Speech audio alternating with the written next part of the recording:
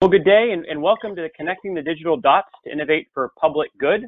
My name is John Staley, and I'll be moderating this discussion with two excellent folks here, Carlos Rivera and Ronnie Hines, and we're going to jump right into the discussion. Carlos, at the Commonwealth of Virginia's, as the Commonwealth of Virginia's Chief Data Officer, you're responsible for advising state agencies on data management best practices, governance, coordinating impactful initiatives focused on analytics, as well as the Commonwealth's cross-departmental data integrations and security and state standards. It's quite a breadth of areas that you're focused on. You mind telling us a little bit about that approach and how you think about that job on a day-to-day basis? Wow, so having you say it really reminds me of how daunting that task actually is. And you didn't even mention the localities and academic institutions that I'm also responsible for. So thank you for overwhelming me again, just when I thought I had it all under control. No, but seriously, we've really focused for the last 2 years. I've been on board since August of 2018. We've really been focused on 4 primary initiatives. Governance, first and foremost, establishing that engagement and participation across the Commonwealth from all the different folks involved in the data process, right? Wherever you may fit within the organization, whether you're a data steward, a data owner, an executive, or even a high-level state leader, we have a role for you to play within the governance framework. But in addition to that, we also have data discovery, right? We want to create a Virginia data catalog that allows us to get a better handle on what is our data inventory. Like, we can't call data a strategic asset if we don't inventory it, right? So inventory has got to be one of those primary, elements that we needed to address. And so creating that process by which the organizations, the data stewards within the organizations can actually register their metadata assets into a common catalog for the Commonwealth and then make that catalog accessible to users for everyone to see what data assets we actually have. And then from there, what can you request so you can get access to either through the Open Data Portal or through our restricted use data portal, which is called Data Sage, our secure analytics and governance environment.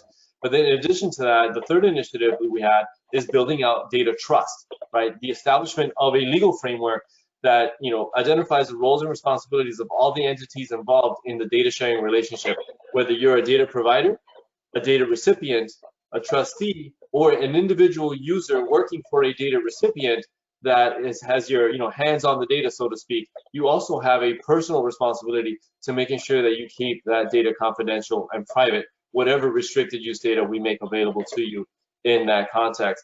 And then lastly is developing our data talent, right? Being able to create a conveyor belt of data talent, if you will, from our academic institutions throughout the Commonwealth to be able to engage those students that are in either higher level academic training, whether they're at the university or at the community college, be able to give them opportunities to do professional level work for the Commonwealth. So it's almost like a matchmaking service through the Commonwealth Data Internship Program that we then connect students with projects and problems that we need to solve at the agency level. So those are the 4 main things that I've been working on and bringing all of those things together to help the Commonwealth better handle its data and make better use of it through analytics and intelligence. Well, Carlos, I really appreciate that framework, because as we get into this discussion and we move to the Q&A, it's about those nuggets of ideas that we can share and we can sprinkle across and we can leverage. I'm a firm believer in these events, one new idea, one new story that you can run with is what we want to do. So the course of the next half hour, we're going to focus on tying that up. And let's jump right into that with sort of building on your 4 priorities with your relationship with the CIO, right? And kind of how is your office sort of aligned with the CIO? And is there an example or two about a partnership? You mentioned for pipeline talent to understanding data as a strategic asset. Is there something that pops out at you from that perspective? Yeah, absolutely. So the CIO are definitely partners. We're peers. We both report to the Secretary of Administration. I am actively involved with a lot of the projects that they've got going on over there at VITA, our Virginia Information Technologies Agency. Sometimes I've actually even embedded myself within the organization just to kind of learn who does what where and have better working relationships with all the folks there. So we definitely have a very tight relationship. And I also, we both realize that his success is mine and vice versa, right? And so we definitely play off of that because, anything that I want to accomplish from a technology perspective needs to go through VITA, and they play a fundamental role in making sure that, my implementations are successful. So we definitely have a partnership. And one of the things that I've been able to leverage from VITA is, previously the previous governor had issued Executive Directive 6, which was, going through and identifying and classifying all the different data systems that we have across the Commonwealth from a PII and sensitivity perspective. And so I've been able to leverage the data that they've been able to collect through that system and actually use that as a precursor to identify which data systems we want to go after for data documentation, which are the ones that are being most shared, and creating a dashboard that's giving us a performance view of what's happening within the Commonwealth. I mean, mind you, we are 63 executive branch agencies, and each one operates somewhat autonomously with regards to how they govern and manage their data, because they are solely responsible for the integrity of their data sets. And so as a result, they've always kind of held all that information kind of close to the chest. And so VITA, fortunately for me, I think it was 2016, I believe, or late 2015, they actually implemented a system that allowed agencies to start self-reporting all the information they have about each data system. And we're talking over 2,000 data systems that are in operation, in production in the Commonwealth right now. So from those data systems, we're looking at all the different data elements within them to help us prioritize what do we import into the data catalog first. Because you can't boil the ocean, right? We can't bring all of those data elements into the data catalog at once. Number one, it's going to overwhelm us, but number two, it's also going to overwhelm our users in determining what's there that's valuable to me. So we're looking to pick and choose from those data systems that are the most high value, high priority, be able to bring them into the fold first. I appreciate that, because what you're constantly doing is thinking about the value to the external, right? Whether it's a user out within the Commonwealth or the public themselves. You mentioned localities and universities, which we're going to loop back to later on here, about all the different demands on the data, because as you mentioned, it's a strategic asset. It's something that we're going to do something with. And so I really appreciate that lens as we build on there. I'm going to jump out to Colorado here and bring Ronnie Hines into the conversation. Ronnie, as a leader in Colorado's Department of Regulatory Agencies, you've got over 50 professions, 400,000 licenses. You've got about 15% of the state's workforce. Give us a little insight in kind of how you frame your space and your job within the Colorado ecosystem. Sure. So thanks for having me. So yeah, we do have more than 450,000 licensees and about 200 employees, and we're just one division housed in the Department of Regulatory Agencies. I'm definitely not a technology expert. I am an administrator, and I will say a lawyer, but please don't hold that against me. But we really do partner with our CIO, with our Office of Technology that serves the entire state. It sounds a little bit similar to what Carlos talked about. So we have multiple executive agencies. We're housed in one of those, right?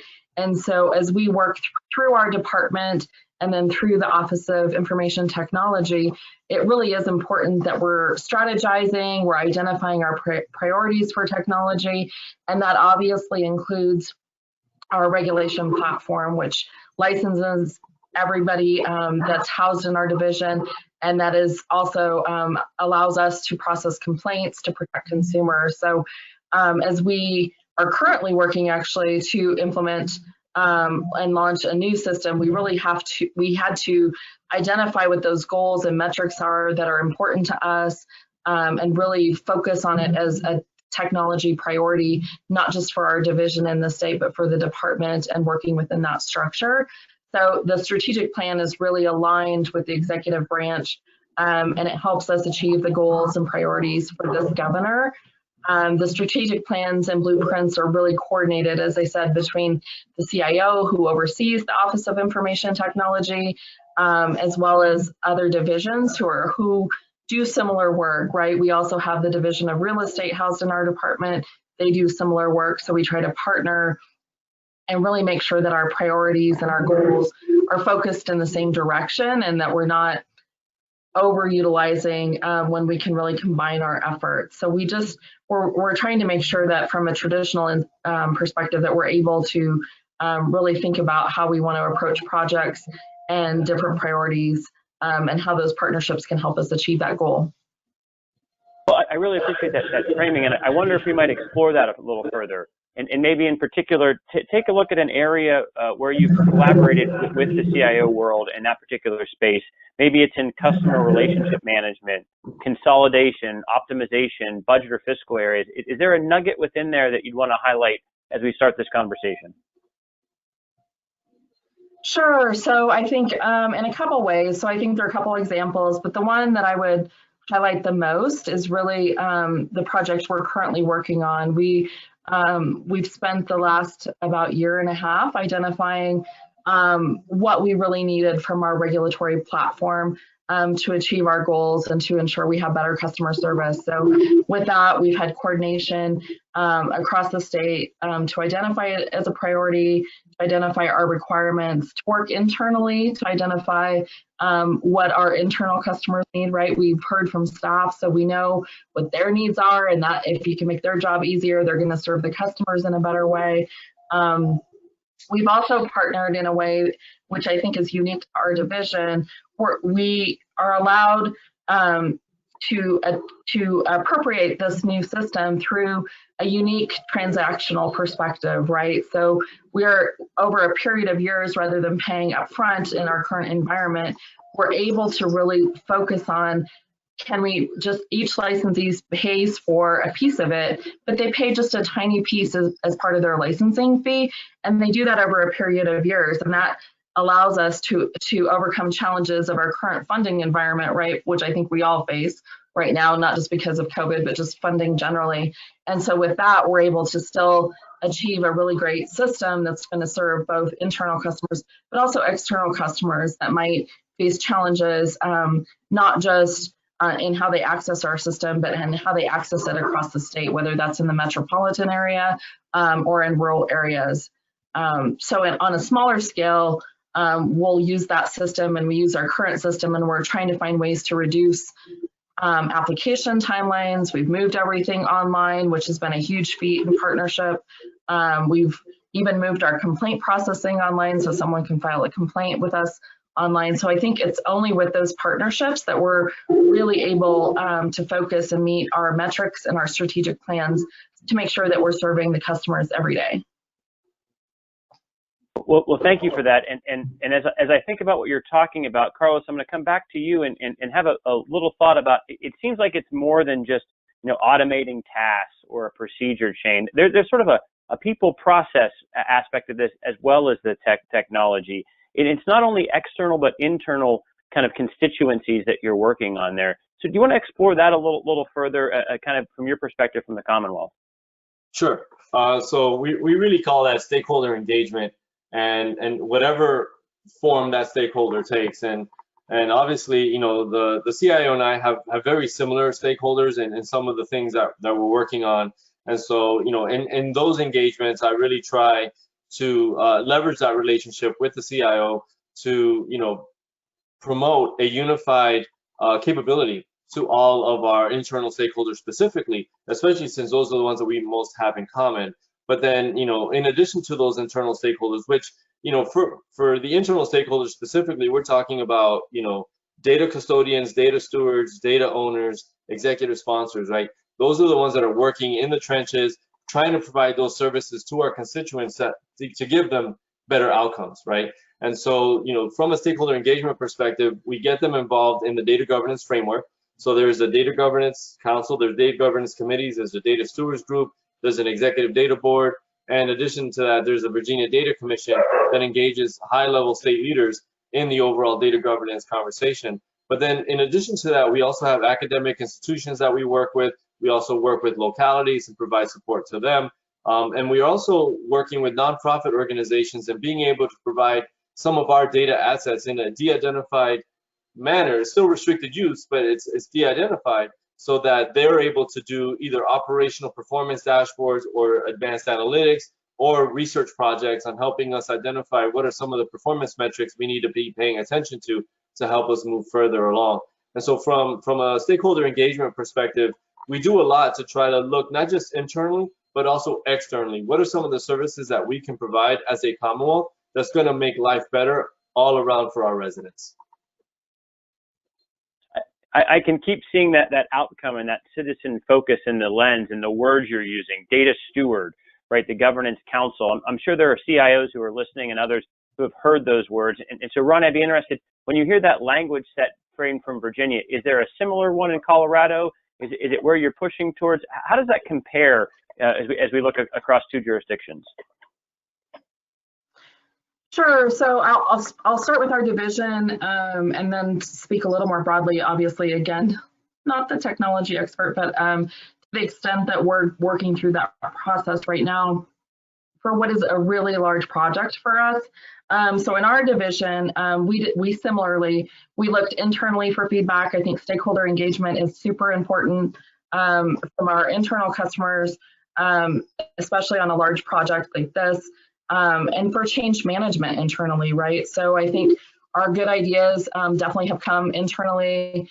We work with stakeholders externally, and our leadership team in the division really wants to capture those ideas and see if they're feasible or not, right? And if we can't explore a specific piece of that, how can we explain why we can't do that, as well as being good financial stewards. We definitely want to be thoughtful. Our licensees pay for the cost of operation, and we want to make sure we minimize that while still providing a good service. So by ensuring we're reaching internally across our division, we're partnering with our Office of Information Technology and what's possible. We even, for this project, we're able to partner with our Office of Technology to get a project manager, which we hadn't done in the past, which years ago, the last time we had a new system, we implemented it internally. And it was a much different setting, right? And I would tell you the outcome was probably not as good as what we're hoping this one will be, obviously. But it really is feedback from all levels, not just in our division, but in our department, as well as with the Office of Information Technology. And usability is huge, not just for our employees, but for our customers. I think we want to make sure that they can check a license. We want to make sure they can use their phones and really have that accessibility that they have never had in the past. And so how can we make sure we're accessible government and still be good stewards of that? So I think it's very similar. We listen to our stakeholders and where their frustrations are, both internally and externally. And I think hopefully that will make our new system a new platform that we're really able to be proud of and then manage that change internally as well as externally.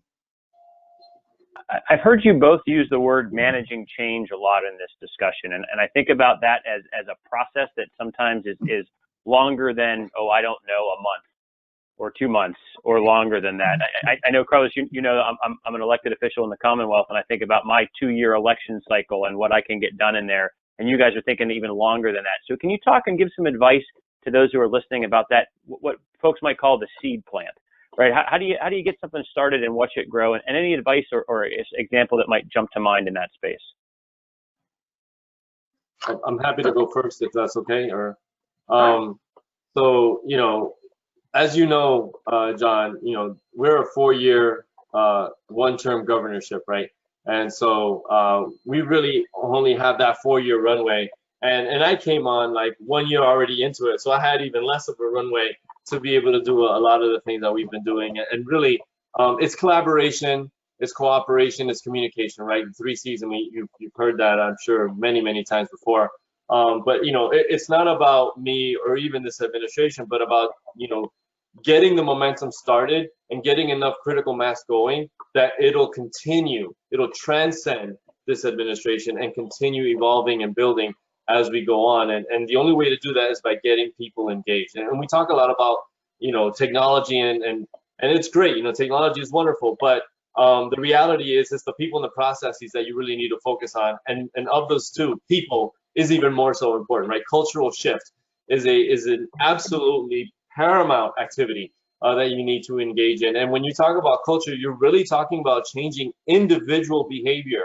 And how do you do that? Is by reaching the individual, right? You can't have mass communications expected to reach individual. You have to be able to engage individuals on a regular basis, which is a lot of work and takes a lot of energy, but it's well worth it because that allows you to build the critical mass you need to eventually get over that adoption hump later on down the road. I appreciate that. I wonder, Ronnie, if that strikes a story or an example of when you started the process, or maybe you're near the end of it and there's a tip or trick in that building that energy and momentum that Carlos outlined there that maybe jumps to mind, or Carlos, if you have one as well. Yeah, so I mean, it resonates with me, the ideas that Carlos shared. I think we are very much at the beginning, or maybe first quarter. I wish we were more on the other side. We're at the first quarter of this process, but I think fortunately we were able to get most of our ideas from our employees. And so that was a great place to start. They're already invested. They already know what they want to see. They already know their user story. And I think that's really important. I think regardless of I think how your agency is organized, I think you do want it to transcend past us, right? Past an administration. You want it to be the best moving forward for the state, and do it in a really good way. I think communication, Carlos is spot on. I think there cannot be enough communication is what we've learned.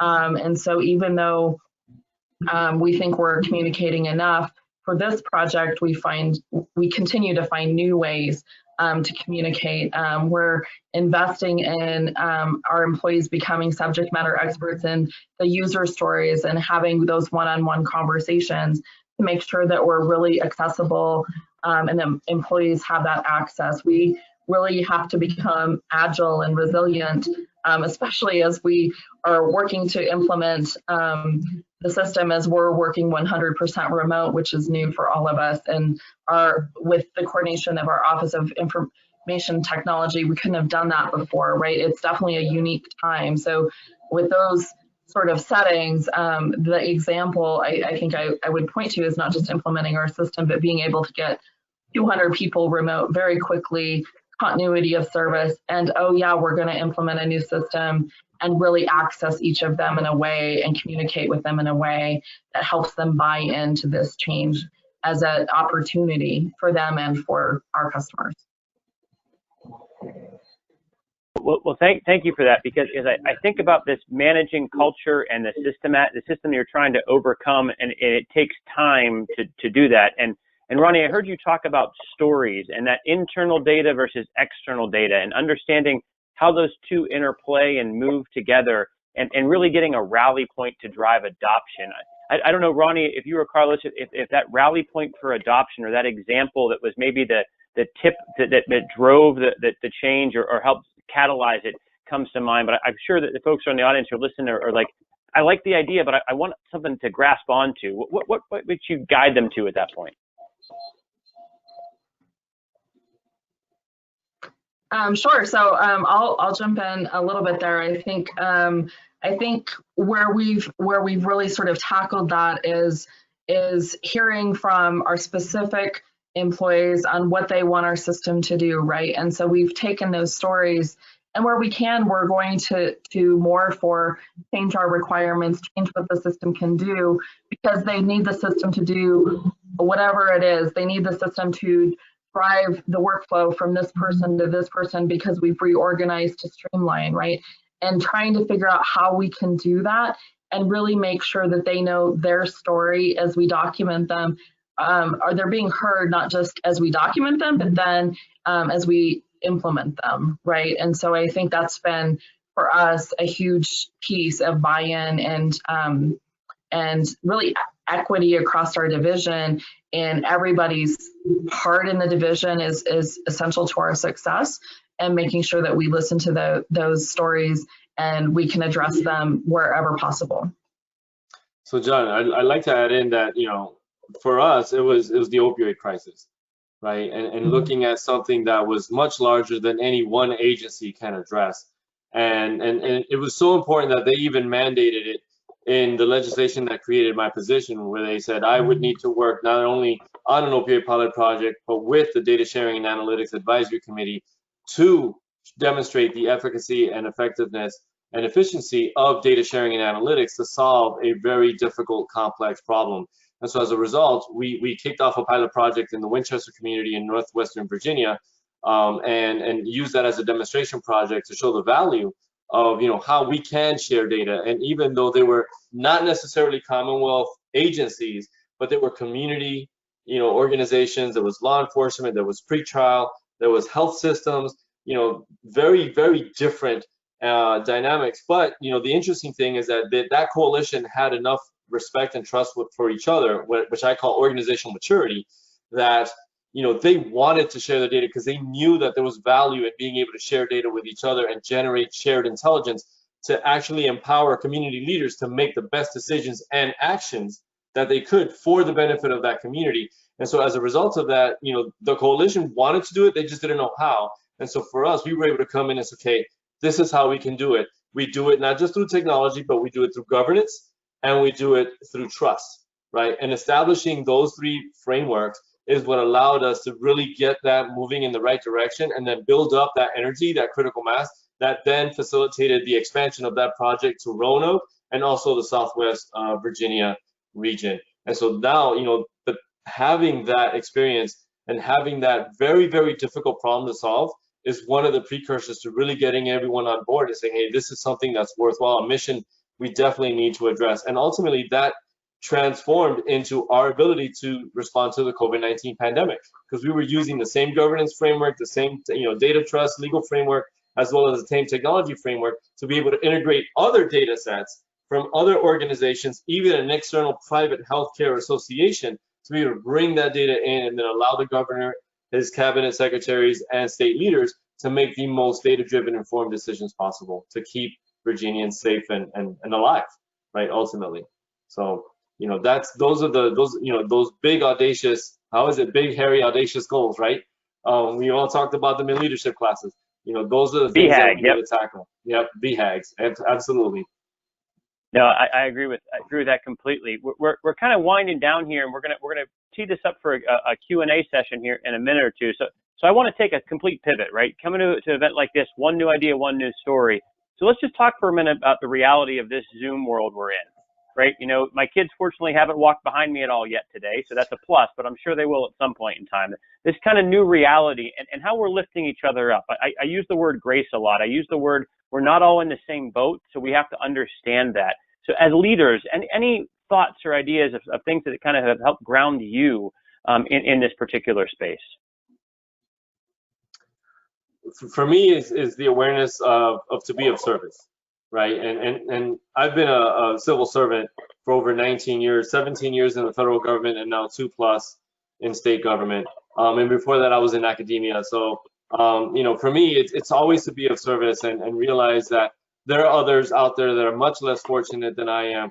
And how can I, in the little that I can do, create a more equitable and resilient environment for all, right? And being able to give everyone equal access to all of the same opportunities that I've been privy to. And how do I make that a reality from my little world? I appreciate that North Star, that thought process. Ronnie, anything that you're thinking about or doing that kind of is keeping you up in a world that is candidly pretty tough right now? Yeah, it definitely can be really tough. I think, again, our partnership with our OIT really was essential for me. Having 200 employees housed in our division, many of them actually are housed across the state. We have electrical and plumbing inspectors with us, making sure that they could keep working, right? They wanted to be home. They want to make sure they're safe. They want to make sure they're with their families. And we were able to do that. We were able to get people that don't normally work at home. They've been amazing and resilient, and they've demonstrated servant leadership at all levels, whether it's the person answering the phone, whatever they need to do, they have maintained continuity of service, which is just a huge demonstration of their dedication as public servants, which is so inspiring for me. And we really have been able to partner across all of the executive agencies to make sure that the data that we have, the partnerships that we have the workforce, and we're able to support the workforce to get into place as we've sort of been challenged during these times. So I definitely echo what Carlos said. I think it's a challenging time, but it's also inspiring at the dedication that we have as public servants. Well, I really appreciate this discussion. It's gonna move to the Q&A section here in a moment, but from my perspective, I've definitely been reinforced with the idea of understanding your stakeholders, both internal and external, finding that one moment that you can grab onto and continue to push forward. and understand the moment that we're in, that ability to support each other in very real ways that we are going through this transformation, right? There's multiple pandemics that we're facing, and I appreciate your willingness to share how you're thinking about them both and how we're moving forward from that perspective. So I look forward to the Q&A that's about to start in a minute.